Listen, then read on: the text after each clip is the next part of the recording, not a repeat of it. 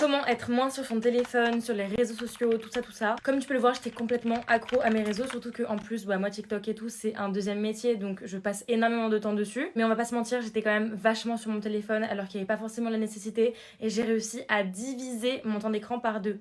Et pour quelqu'un comme moi qui en plus travaille sur les réseaux, croyez-moi que c'est hyper compliqué de garder un petit temps d'écran. Donc si j'ai réussi à diviser mon temps d'écran par deux, crois-moi que tu es capable aussi, ma reine. Déjà moi, ce qui m'a vraiment aidé, c'est de mettre des minuteries sur chacune des applications. Du moins chacune des applications sur lesquelles j'étais vraiment beaucoup trop. Donc j'ai regardé sur mon temps d'écran les applications sur lesquelles j'étais le plus et qui étaient vraiment toxiques pour moi. J'ai restreint mon temps d'écran sur ces applications de 2 heures par jour. Donc 2 heures en comptabilisant toutes les applications. Ça veut dire que c'est pas 2 heures sur TikTok, 2 heures sur Instagram, non, c'est 2 heures en tout. Donc là vraiment pour le coup, tu ne passes pas du tout beaucoup de temps sur ton téléphone parce qu'après en fait la page se ferme et t'as un petit truc comme ça qui te dit que c'est terminé. Donc après c'est un peu tentant parce que t'as un bouton pour rester 15 minutes de plus sur l'application, mais moi franchement avec ma bonne volonté j'essaye le moins possible d'appuyer sur ce bouton pour vraiment respecter ma minuterie et croyez-moi ça marche réellement. Genre il y avait des journées où je passais 10 minutes sur TikTok maximum, 5 minutes sur Instagram, 3 minutes sur Snapchat, genre j'ai presque pas ouvert les réseaux sociaux de la journée alors qu'avant je passais limite ma vie dessus. Et puis moi j'ai mis 2 heures mais tu peux clairement mettre 10 minutes, 30 minutes pour toutes les applications. Et généralement quand j'atteins les 2 heures en plus c'est juste parce que j'ai filmé et monté sur TikTok, donc c'est uniquement pour vous divertir mes reines. Ensuite tu vois toutes ces périodes creuses dans une journée, par exemple quand t'es dans le bus, quand t'es dans le métro, quand t'es juste avant de dormir, tous les moments où t'as l'impression que t'as rien d'autre à faire que d'être sur ton téléphone, et tu vas venir combler ces moments par autre chose. Moi j'ai comblé tous les moments creux où à la base j'étais sur mon téléphone par des moments de lecture. À chaque fois que j'attends, que j'ai rien à faire et que je vais pour sortir mon téléphone, simplement je sors mon livre à la place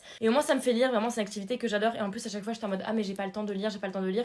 Si j'ai le temps de lire parce que justement si j'arrête d'être sur mon téléphone j'ai plein de temps pour lire et faire d'autres activités. Ensuite préviens tes amis que s'ils veulent te contacter, s'il y a quelque chose d'urgent, s'il y a quelque chose de vraiment important, ils te contactent par SMS parce que généralement quand tu es trop sur les réseaux ou quand par exemple genre tu passes ta journée sur Snapchat ou que tu laisses les notifications et tout, c'est juste parce que t'as peur de louper des messages de tes potes ou alors de mettre des remis à des personnes trop longtemps ou quoi. Donc c'est vraiment quelque chose qui te pousse à aller sur les réseaux, le fait de contacter tes amis, et juste dis-leur de t'envoyer des messages. Comme ça tu reçois par SMS et t'as pas besoin d'aller sur Snapchat, d'ensuite aller regarder les stories d'un tel.